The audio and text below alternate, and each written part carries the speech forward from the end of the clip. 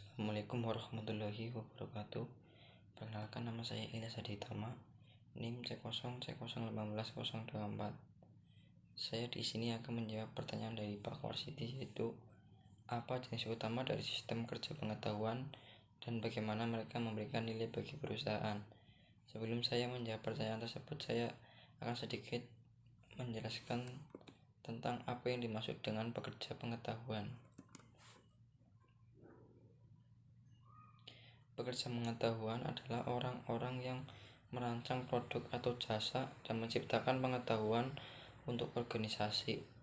Pekerja pengetahuan melakukan 3 peran kunci yang sangat penting bagi organisasi dan untuk manajer yang bekerja dalam organisasi, yaitu yang pertama, menjaga aliran pengetahuan dalam perusahaan seiring dengan perkembangan perusahaan dalam teknologi, sains, pemikiran sosial, dan seni.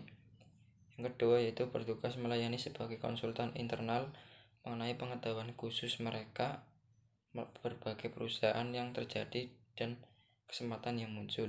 Yang ketiga, bertindak sebagai agen perubahan, mengevaluasi, merintis, dan mendukung proyek-proyek perubahan. Pekerja pengetahuan memerlukan sistem kerja pengetahuan yang sangat spesifik dengan grafis, alat bantu analisis, dan kemampuan komunikasi dan manajemen dokumen yang canggih. Sistem ini memerlukan kekuatan komputasi mendasar untuk menangani grafik-grafik yang rumit atau perhitungan yang kompleks yang dibutuhkan oleh pekerja pengetahuan sebagai peneliti ilmiah, perancang produk, dan analisis keuangan. Karena pekerja pengetahuan sangat fokus pada pengetahuan di dunia eksternal, sistem ini juga harus memberikan kemudahan dan kecepatan mengakses basis data eksternal.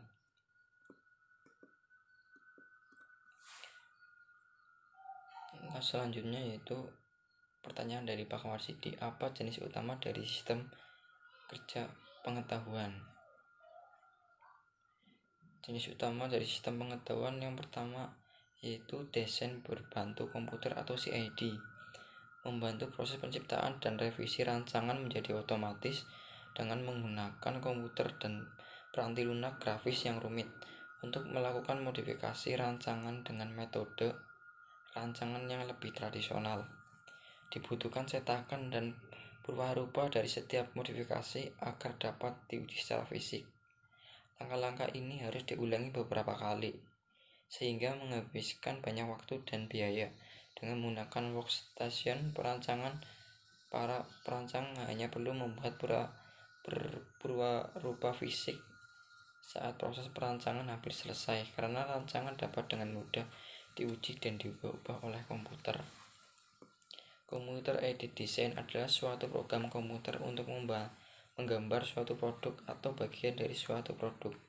Produk yang ingin digambar bisa diwakili oleh garis-garis maupun simbol-simbol yang memiliki makna tertentu. CAD bisa berupa gambar 2 dimensi dan gambar 3 dimensi. Yang kedua yaitu sistem realitis virtual. Sistem yang memiliki kemampuan visualisasi, penerjemahan, dan simulasi yang lebih jauh melebihi sistem desain berbantu komputer. Sistem ini menggunakan peranti lunak grafis interaktif untuk menciptakan simulasi buatan komputer yang sangat mirip dengan kenyataan, sehingga para pengguna hampir mempercayai bahwa mereka berada dalam dunia nyata. Selanjutnya yaitu Virtual Reality Modeling Language (VRML). VRML adalah perangkat spesifikasi untuk model interaktif 3 dimensi dalam World Wide Web yang dapat menangani berbagai jenis media, termasuk animasi, gambar, dan audio, untuk menempatkan pengguna dalam lingkungan dunia nyata yang disimulasikan.